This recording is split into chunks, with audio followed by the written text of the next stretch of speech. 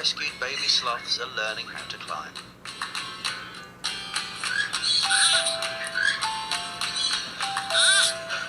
The Toucan Rescue Ranch in Costa Rica is a sanctuary for all wild animals, but they specialise in rescuing and rehabilitating birds and sloths, releasing them back into the wild once they're able to survive. So the sloths in the video were rescued. They were found as babies, orphans. Their mothers were either killed by dogs or hit by cars.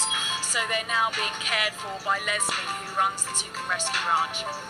Lucy Cook is a zoologist, writer, broadcaster and photographer who's worked extensively with sloths, making documentaries, writing books, running the Sloth Appreciation Society and producing a sloth calendar every year.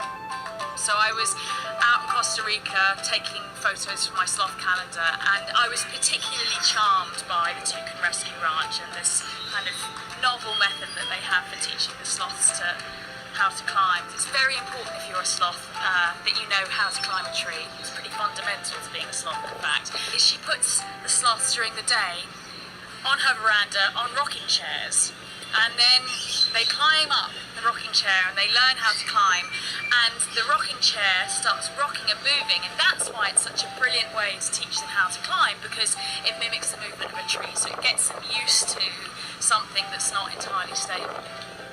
During her stay, Lucy has come to know the baby sloths and their personalities. There's two bradipus sloths. They're the three-fingered sloths, and they're both sort of 5 or 6 months old. There's Marley, who's named after Bob, because he's such a little mellow little baby sloth. And there's Bella.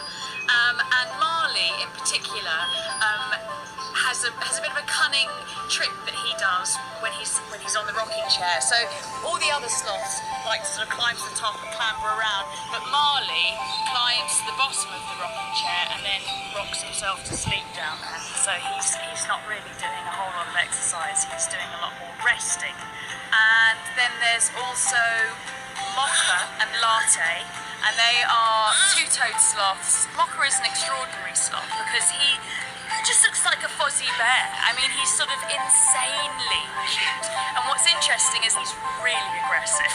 And so he and Latte are just fighting all the time. And, you know, there's a lot of people out there who probably quite like to have a sloth as a pet. And you really wouldn't want to have one as a pet, because Mocha, for instance, looks really cute, but he's really aggressive and he likes to bite. So, yeah, it's not appropriate. As a zoologist, I love their eccentric biology, but I think you cannot resist an animal that was born to hug and has a natural smile.